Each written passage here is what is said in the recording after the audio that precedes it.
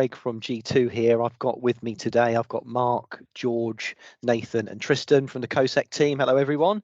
We're going to be having a chat. We're going to be having a chat today about interview preparation and sharing some tips that we've built up over the years, and just wanted to sort of share those with our audience, and would really kind of welcome some comments on what's spoken about today. And yeah, really would love sort of candidates and clients to chip in with their own experiences and whatnot. But yeah, just to sort of kind of kick things off, I thought we'd have a chat first and foremost on the subject of team fit and generating rapport with the interviewers.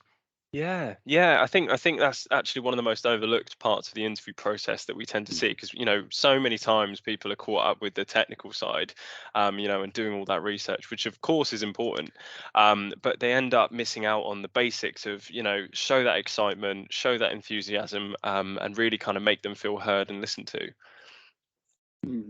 I think it's important as well to be likable. When you're working somewhere, you might fit the description with your resume, but it's also really important to remember that you will be working with these people and vice versa. So don't be afraid to build rapport, to actually have a little bit of a dialogue outside of the context of the interview, and just see if that's a good fit for you as well. Yeah. What do we think about sort of talking about salary and benefits and bits like that? I think it's always best to just sort of leave that in the first stage interview in particular. Don't bring it up unless they do. I think it's always a good rule. Yeah. Okay. Yeah, I think this is really key about the team fit point. It's just use those opportunities at the beginning of the interview, generate that rapport. Find out a little bit about them. You don't want to be too casual, but at the same time, you want to just build a relationship with them. It's not just apologies. It's not just about the technical side of things. So. Definitely would endorse that. And then moving on to preparation. This has got to be one of the most important things in my mind. Clients just want to see people who've come along to the interview really well prepared, and they've done their research. Yeah, definitely. Obviously, looking at their website, looking at LinkedIn posts. One of the big bits I always like to say is try and find the people who are interviewing you on LinkedIn, and just try and do a little bit of digging as to how long they've been in the role. And you can kind of gently tie that in by saying, oh, I've noticed you've been here for this long. How have you found it? It's a really kind of gentle approach, but also shows that you've really done your research. I think having a good sort of strong answer to the likely opener is what do you know about us? Yeah. Having a good answer to that ready and in the bag is key, really, isn't it? To get that flow going well from the get-go. Yeah. I think it's all. Oh, go for it, Nathan. After you, Tristan. Sorry, I didn't so polite here at G2.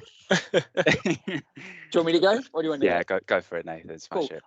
Lovely. I was just going to say it's also important to know your resume. I think it sounds quite goes without saying, but when you go to an interview, you can anticipate questions, but it's important to know what experience to draw from. So that comes from your research of the company, right? So when you're thoroughly researching what the company does, you can actually prepare your resume a little bit better, so you can actually draw from relevant experience to maximize the time that you have with the client. Yeah, I was going to say the same thing. I think as well, the more you know your CV and more about the company, the more confident you're going to sound saying it. You do just want to know it back to front. It really separates you, from everyone else that they're interviewing. If you sound really well polished and know what you're talking about, it really just comes in handy, doesn't it? Yeah. I think it also links into having questions prepared for them as well. It's a big part of it, and I think what you don't want to do is kind of use up all the questions during the dialogue, because often at the end they'll say, look, have you got any questions for us? So I would hold a few questions, but I wouldn't have too many questions, because it can kind of seem like you're looking for these are your requirements. So there's a bit of a balancing act there as well, I think. But certainly, spend a bit of time having, 3 or 4 good questions prepared for them. Yeah. Okay.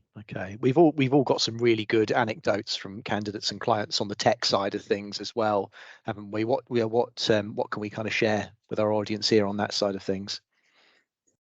Yeah, one of the best ones is obviously, make sure you don't have any distractions. You've got good lighting, consistent stuff like that. It's so easy to forget about it, but do a little tester beforehand, and I think you'll be absolutely fine. I think switch down the rest of your softwares as well. The last thing you want is WhatsApp messages or Facebook messages vibrating off when you're on a Teams call. So if you're going to be on a Teams call, just make sure you focus primarily on opening Teams and nothing else.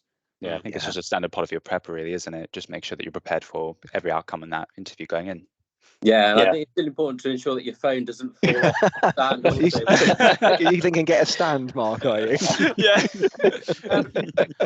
But we'll move on. So look, I think one of the other things to mention, obviously, we're specialist company secretarial recruiters, and one of those questions, especially for the more junior roles, is why company secretarial? People often come from a law degree background, or they maybe done an LPC. So I think it's just really worth conveying your commitment to the profession. It's just one of these themes that we've really picked up on.